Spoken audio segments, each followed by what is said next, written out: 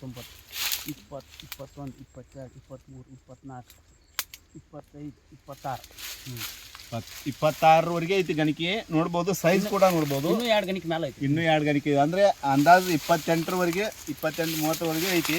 ಆಮೇಲೆ ಕಬ್ಬಿನ ಸೈಜ್ ನೋಡ್ಬೋದು ನೀವು. ಸ್ವಲ್ಪ ಇದ್ದದ್ದು ಬರ್ರಿ, ಸ್ವಲ್ಪ ಇದ್ದದ್ದು ಬರ್ರಿ. ಕಬ್ಬಿನ ಸೈಜ್ ನೋಡ್ಬೋದು ನೀವು. ದಪ್ಪ ಪೂರ್ತಿ ಒಂದು ಹಿಡಿ ಐತಿ, ಪೂರ್ತಿ ಒಂದು ಹಿಡಿ ಐತಿ ಕಬ್ಬು ನೋಡ್ಬೋದು. ಅತಿ ಅದ್ಭುತವಾಗಿ ಕಬ್ಬನ್ನು ಬೆಳೆದಿದ್ದಾರೆ. ಇದಕ್ಕೂ ಕೂಡ ಎಷ್ಟು ಸ್ಪ್ರೇ ಇದಕ್ಕೂ 2 ಸ್ಪ್ರೇ 2 ಡ್ರಿಂಕ್ ಮಾಡಿಸಿದ್ದೀವಿ. ಅತಿ ಉತ್ತಮವಾಗಿ ಬೆಳೆದೈತಿ. ರೈತ ಬಾಂಧವ್ರಿಗೆ ಏನು ಹೇಳಕ್ಕೆ ಇಷ್ಟಪಡ್ತೀರಿ ನೀವು? ಇದು ಒಳ್ಳೆ ಪ್ರಾಡಕ್ಟ್ ಐತಿ, ಯೂಸ್ ಮಾಡಿ. ನಮ್ಮ ಯುವ ಮಾರ್ಟಿನ ಕಿಸಾನ್ ಗ್ರೋತ್ ಕಿಂಗ್ ಡೆವಲಪರು ಒಳ್ಳೆ ಪ್ರಾಡಕ್ಟ್ಗಳದಾವ.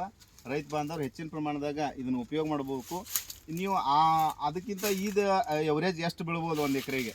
ಇದು ಟಾರ್ಗೆಟ್ ಐತ್ರಿ 80-95. 80ರಿಂದ 90 ಟನ್ ಇವ್ರು ಅನ್ಕೊಂಡಿದ್ದಾರೆ. ನಾನು ಅನ್ಕೊಂಡಿದ್ದೀನಿ ಮಿನಿಮಮ್ ಅಂತಂದ್ರು ಒಂದು ಎಕರೆಗೆ 100 ಟನ್ ಮಾತ್ರ ನಾನು ಗ್ಯಾರಂಟಿ ಹಿಡ್ಕೊಂಡಿದ್ದೀನಿ. ಯಾಕಂದ್ರೆ ಅಷ್ಟರ ಮಟ್ಟಿಗೆ ಕಬ್ಬು ಬೆಳವಣಿಗೆ ಐತಿ. ತಾವೆಲ್ಲ ನೋಡ್ಬೋದು. ಹೈಟ್ ಕೂಡ ನೋಡ್ಬೋದು. 20 ಫೂಟಿನ ಮೇಲೆ ಹೈಟ್ ಬೆಳೆದ ಕಬ್ಬ ಅತಿ ಉತ್ತಮವಾಗಿ ಬೆಳೆದಾರೆ. ಅವ್ರಿಗೆ ನಮ್ಮ ಯುವ ಮಾರ್ಟ್ ಕಡೆಯಿಂದ ಹೃತ್ಪೂರ್ವಕವಾದಂಥ ಧನ್ಯವಾದಗಳನ್ನು ಹೇಳುತ್ತಾ, ತಮಗೇನು ಅನಿಸ್ತದ್ರಿ? ನಾವು ಆಜುಬಾಜು ಹೊಲ್ದವ್ರದ್ರಿ. ಉತ್ತಮ ಬೆಳೆ ಐತ್ರಿ. ಪ್ರಾಡಕ್ಟ್ ಬಗ್ಗೆ ಏನು ಅನ್ಸ್ತದೆ ನಿಮ್ಗೆ? Product 1 number ಐತ್ರಲ್ಲ.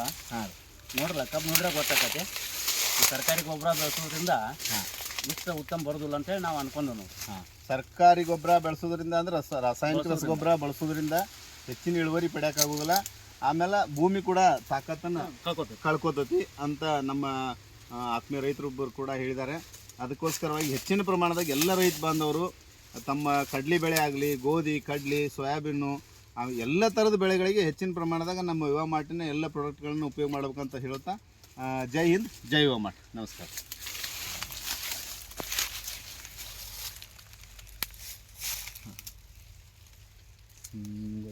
ಬೋದು ಅಂಗಡಿ ಮುಂದೆ ಇಡುವಂಗ ಹೋಗಿ